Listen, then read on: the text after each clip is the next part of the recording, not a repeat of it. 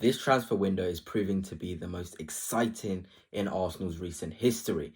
From the back line to the forward line, Arsenal are making multiple additions. And in today's video, we are going to be looking specifically at the front line and two additions which can certainly take Arsenal to the next level and change everything.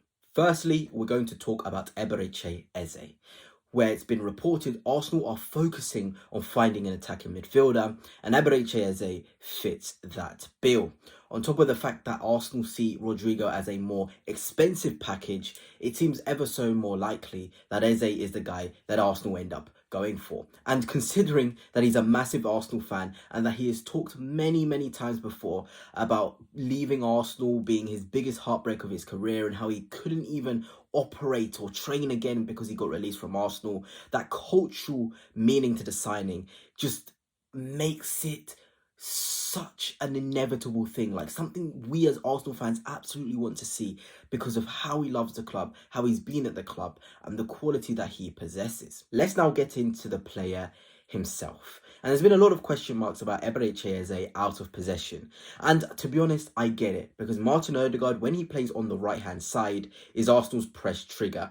Everything is led through him in terms of off-the-ball stuff. But the general consensus that Eberechi Eze isn't good enough off the ball is wrong. Last season, he won more ground duels than anyone in the Arsenal squad. He also won possession more times, 146, beaten only by Declan Rice and William Saliba in the Arsenal squad. If that doesn't show you a player who's willing to do the dirty work, willing to do the out of possession stuff, willing to be in a defensive shape and structure, then I don't know what will. Because Eberechi Eze has that workman mentality, which will definitely be appreciated by Mikel Arteta. Considering that at the Euros, he was also deployed in a left wing back role, shows that managers are able to give him defensive responsibility and know that he will put the performance in and put the dedication required at that moment. But hey, it's an attacking signing. It's all about how this can be exciting for Arsenal going forward and in the attacking areas. I mean, when we're talking about Eberechi Eze, this is a player who can have such incredible streaks in terms of scoring and assisting consistently. This is essentially what Arsenal need in the attacking line. Somebody who they can depend on to score, to assist at any moment. There was a time last season where Eberechi Eze had 15 goal contributions in his last 18 games. A balance of goals and assists, a balance of creating and scoring is integral to a team like Arsenal, where we genuinely just need more goals in the squad, whether that's centrally or off the left. And in terms of offensive stats, in terms of XG, he had 10.5 last season, more than anyone in the Arsenal squad. In terms of goals, he had 8, only beaten by Kai Havertz at Arsenal last season, and assists 8, only beaten by Bukayo Saka.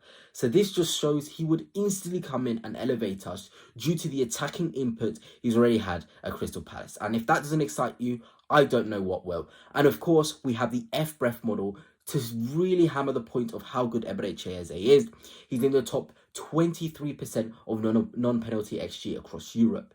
He's in the top 8% in terms of shots taken. For a team like Arsenal, we need to be taking more shots on goal, because ultimately that's how you break down these defensive structures. More shots on goal. In terms of assists, the top 20% in Europe, and so forth and so forth.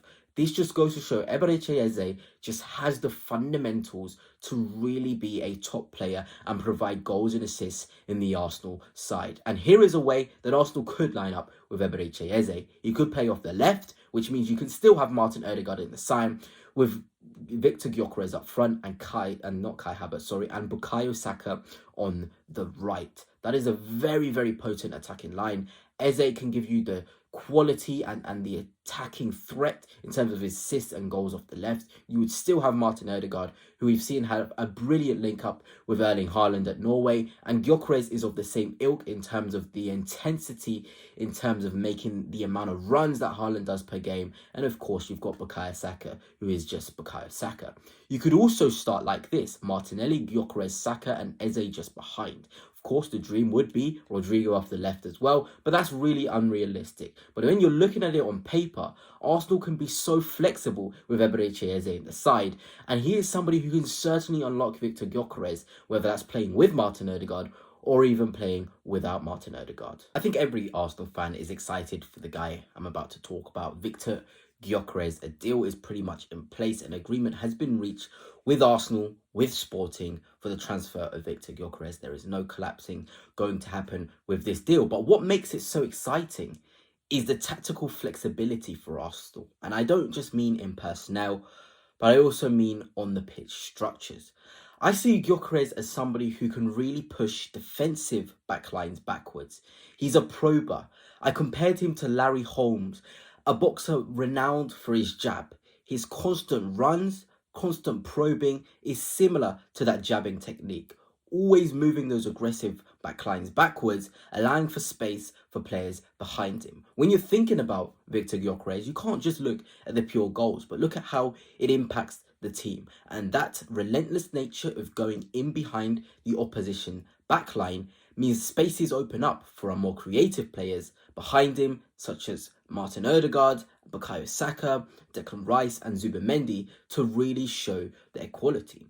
It doesn't even stop there. Gabriel Martinez is a player I genuinely think will explode with Victor Gyokeres in terms of the rotations off the left-hand side. I think we can finally see Martinelli in more central zones and allow Gyokeres to operate on the left where he is most comfortable. I think it's also very much ignored where the Premier League is heading and how crucial the signing of Victor Gyokeres is to that change in the Premier League. I mentioned the Premier League is becoming a bit like the Bundesliga in the sense that there's a lot of space and there's a lot of need for carriers of the ball, for probers, for people that are willing athletes really to show their quality. And Gyokeres is certainly that in terms of his durable speed. He has this really good quality of remaining at the same space for very long distances. And that will certainly help Arsenal push opposition defences and backlines backwards, but also stretch the pitch and have a release in the press. In terms of on the ball structure, I can see a Havertz and Odegaard, it doesn't really matter, and Gyokeres front two. As it's shown in this image, you can see Arsenal in the shape. It means that Gyokeres doesn't have to be the press leader, and we can leave that to a Havertz or an Odegaard and still maintain our 4-4-2 defensive shape. In terms of on the ball, I talked about Gyokeres being a prober and a jabber.